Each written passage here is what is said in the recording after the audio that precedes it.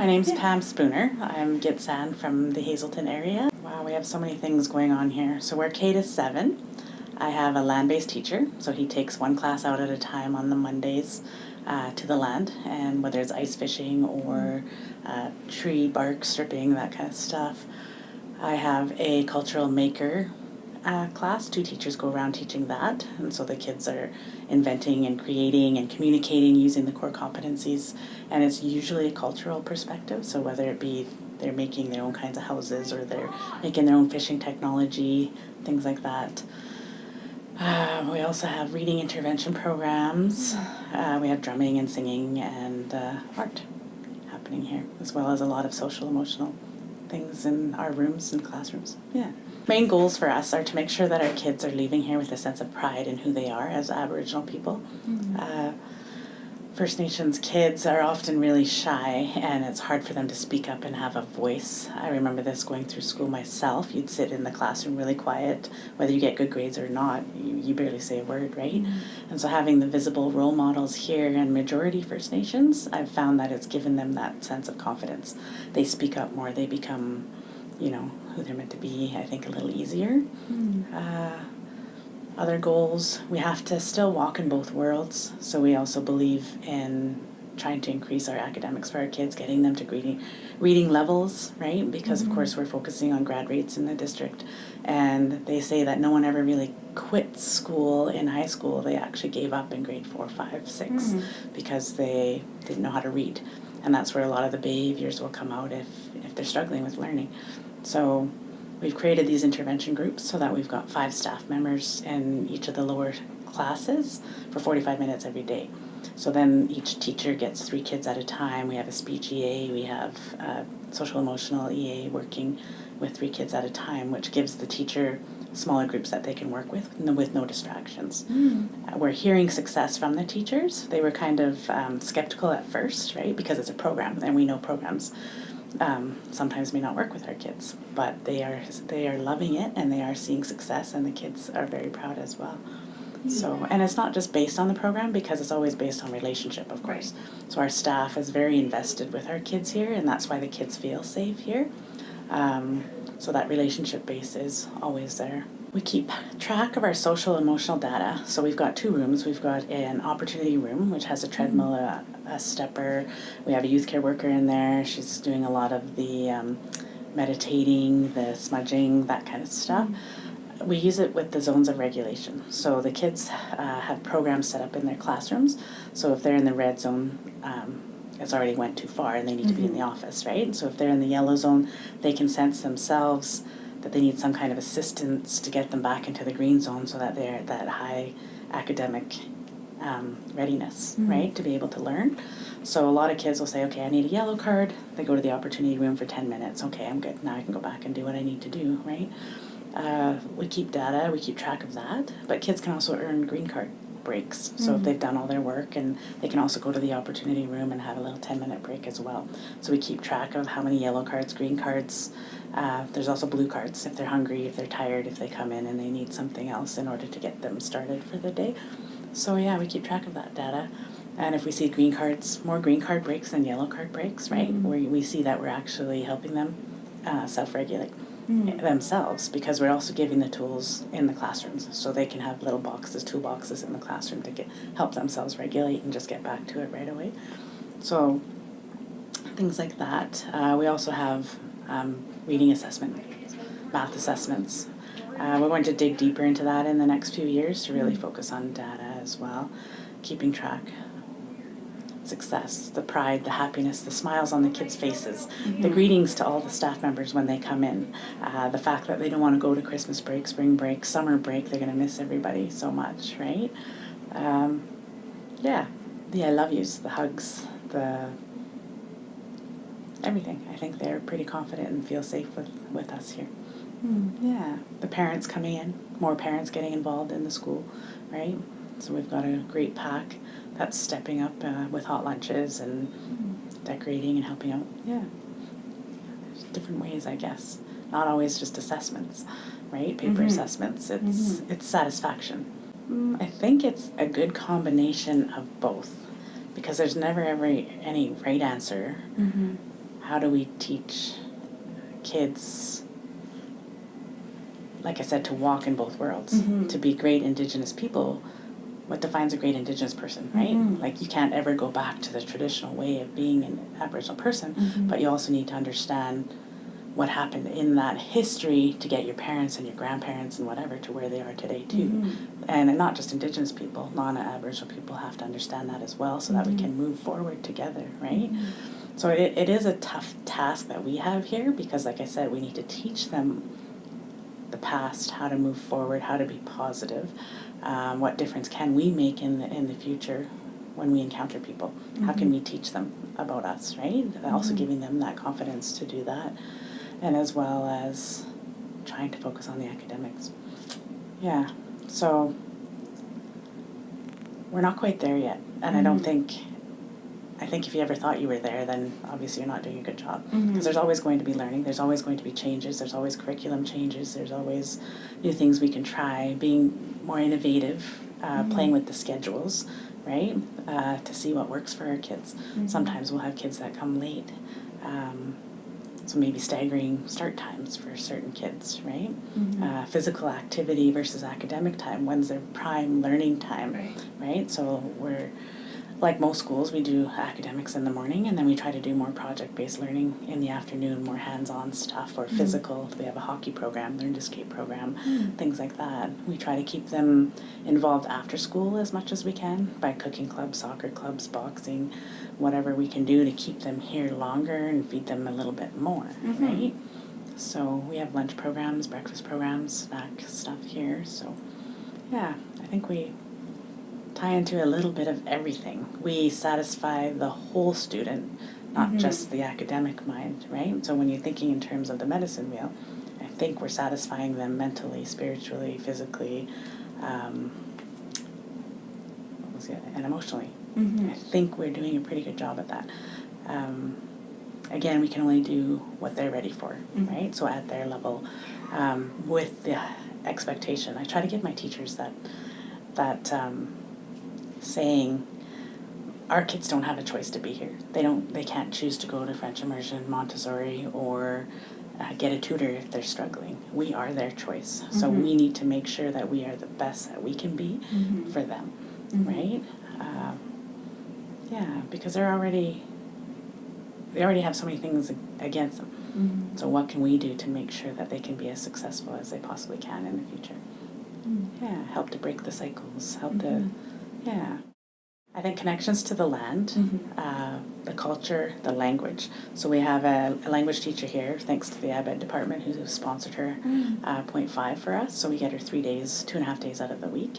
Nice. So she goes into every classroom from K to 7. The older kids get more because they're supposed to have more language time, grade 4 to 7. So I think that is Indigenous education, because the language is tied to the land so much. But I think we need more of it. So when she's in the classrooms teaching the students, the teachers are required to stay behind so that they can learn with them, and then they can use the words throughout the day wherever they can.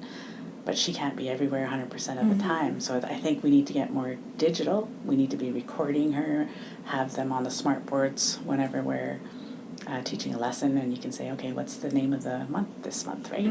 Click, right? A lot of our kids, even the non-Indigenous kids and their parents, are walking through the hallway. Just the other day, I had a student come to us from French immersion actually last year, and he was very proud. He was looking at the lesson, the math lesson, and they were doing subitizing dots, but the language teacher was doing it, and she was doing it in the language, right? And he was so proud, and he was, very happy that his daughter was learning the language. Yeah, because he saw the importance of the Indigenous education being put into the curriculum so much by the ministry, right? So it was nice to see that, his opinion. Yeah. Because of course, people with the new curriculum, a lot of people have fear, and they don't have the confidence to be teaching, right? So how do we go about this? To give people the confidence, or to get the right people in, or how do we support them more to make Aboriginal issues there, to use more First Nations resources, to be comfortable with telling the stories, right? And of course there's stories and protocol that you have to require permission for certain things, right? My vision would be to get our students graduating alongside the non-Aboriginals, so not just at 65%. We want it up to 90%, 100 if we could. But what makes them successful graduates? I think we need to get more land-based. I think we need to get out onto the land more, which means we need teachers to develop more curriculum so that it can still be just as academic even when you go onto the land, right? So let's start small. Okay, teachers, you need to go outside 20% of the time this year. Next year we're going 40% of the time, maybe all afternoons, but you need to take your curriculum out there, right? We also need to do a better job at connecting different curriculum, right? So you can do a math lesson with a literacy lesson, start with a book and then lead into a math activity so that you're covering more of the curriculum in one time block, right? So same thing with land-based education. You can talk about oral stories, you can talk about storytelling, you can do a math activity while you're out there. There's your social studies, there's your science. We just need to do a better job in the future at making those connections with everything. So that would be an ideal, perfect Indigenous education model in 10 years from now. It takes time to develop and to have the right people to actually see that vision and to make those connections. Classroom teachers are busy, right? So to actually sit there and develop and think of ideas all over the place is hard for them, right? So if we had people who actually had those jobs themselves and they were helping them alongside with them to develop, it would be perfect. To be able to have access to more elders, right? That's the hard part. More experienced First Nations people out in the school telling their stories, doing the activities with the classes, alongside them.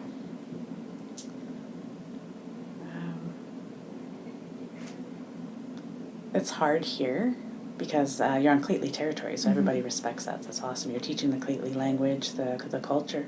But in Prince George, there's so many outlying areas around here, so we have First Nations people from all over. So, for instance, I grew up here. I've been here 30 years, and I'm from Hazelton, Gitxsan. There's a lot of Métis, there's a lot of Cree, there's a lot of people actually coming over from Alberta and Saskatchewan as well, we're noticing. So you've got a broad range of Aboriginal Indigenous people who can share their stories, right? But you're always respecting the territory that you're on. And I think that too, it's getting there. So at any assembly, any meetings that we have as a district, everywhere else, we're welcoming and thanking for the territory that we're learning on, the Cleatly, unceded territory of the Cleatly, right? And I think having more people aware of the history, like I said, helps people to understand more why it's important to move forward together, right? So a lot of people don't know the history. A lot of people don't want to hear about the history. A lot of people are, oh, hey, I've heard not this again. I've heard this before, right? But they don't actually understand that it's actually affected our people, and it may not just have been 2 generations ago. It's still affecting our kids today, right? So somehow we have to understand where their parents are coming from, their grandparents, what happened, in order to, how can we strengthen this child now to give him that pride, that confidence to move together forward with both of us, right? So, yeah, because I have my own children, right? They're in environmental science programs, and I've taught them what I could in my First Nations culture. We still take part in feasts. My mother speaks the language, but she didn't teach me, but she's teaching the kids a little bit, but they know words here and there. But I don't think they can be fully successful consulting for an environmental company and being First Nations, right? They need to know everything on both sides to be able to get that good opinion, that good problem-solving brain in order to come up with a solution for both sides that satisfies both, right? So they still have a lot of work to do, but it's when they're ready, right? So if we taught it to them at an earlier age, if they were learning about the issues from kindergarten to grade 12, they would be more confident on these issues, and they wouldn't have to worry about learning about it now when they're in their careers, right? And then they would feel that acceptance from everybody around them, not just learning about being proud about yourself, but knowing that everybody else understands it too, and you don't have to always defend yourself. You don't always have to feel that shame inside, and I think that's what's very important to teach our kids, right? Yeah. I think there needs to be a lot of training. There has to be a lot of professional development, and not just at the teacher level, at the administration level, at the HR level, on who we hire. How do we get more Indigenous people into the school district so we have these role models in front of our kids? I think a lot of training, and it can't be just a voluntary thing. It has to be. So at UNBC, I think it's required that everyone takes a First Nations course. I believe that's how it was when I was there.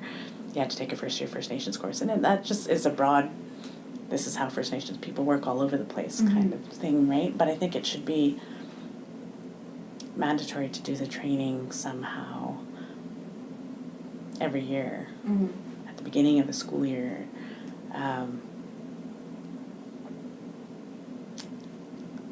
But not even just with people who are working with our kids. I think our parents need a lot of training too. The businesses need training as well, and I know it's getting there because I've heard of a few companies that actually show residential school videos. They actually talk about the First Nations history a little bit in order to have more acceptance for their clients when they come in, or people that are working there. Yeah. And I think the more it's out there and the more people see it, the easier it'll be for everyone. Yeah. What else do we need? So more professional development for everybody. We need access to resources. We need to be able to get to the land. We need our storytellers. We need, like you said, the elders, which is really hard because then it's taxing on the elders when you're using them all the time for all the different schools, especially when you're in such a big district like this. It's small. When you're coming from a small community, it's a little easier to have them in all the time. Elders and residents in every school would be ideal, right? So then you had that expert to call on, or to spend time with kids, or, you know, just having that oral storytelling. What else would we need? I'm trying not to say money, but I know you've already heard that. I think we need to be able to free up timetables, free up schedules, have access to busing, have access to curriculum that is land-based, that is already connected to the curriculum. So it's land-based and it ties to the learning outcomes for the teachers already, so that a teacher can just say, okay, we're going to walk to the slough today, right, because of where we are. We have a teacher who takes her class out there once every couple months. And so if she already has a lesson plan already made, okay, what are the connections to the curriculum? They go out there, they've actually seen a few beavers, and it's really neat. So it's the observations, just go out there and do it. And then it comes, right? Yeah. More people. We need more people who have the experience and the history and the knowledge that are willing to come in and share with us. Yeah. Because you always need help. Because there's always going to be kids who are one running here, or, you know, maybe they just need that elder walking with them to tell them stories, and they would feel more comfortable. Yeah. Yeah. And it's not just tokenism, right? We don't just count with beads. We don't just add feathers. We don't, right? You need to have, again, a curriculum developed that starts with story. How did we learn before? And it was by storytelling, and it was by watching and observing and then trying, making mistakes and then doing it again, right? It wasn't a prescribed, we're going to count to 5 today. We're going to learn how to add 5 today, right? It wasn't, okay, turn the page. Now, next day, we have to learn how to add 6s, right? So it's always experimenting, playing, developing your own thoughts and coming up with your own rules that you're observing yourself. Because you don't always remember. I remember going to school and studying for biology or something. You can study as hard as you can, get 100% on the exam, but as soon as you write the exam, it's gone, right? So it has to be experiential, more hands-on learning, so that it makes it more personable for the student, and that's what they're going to remember.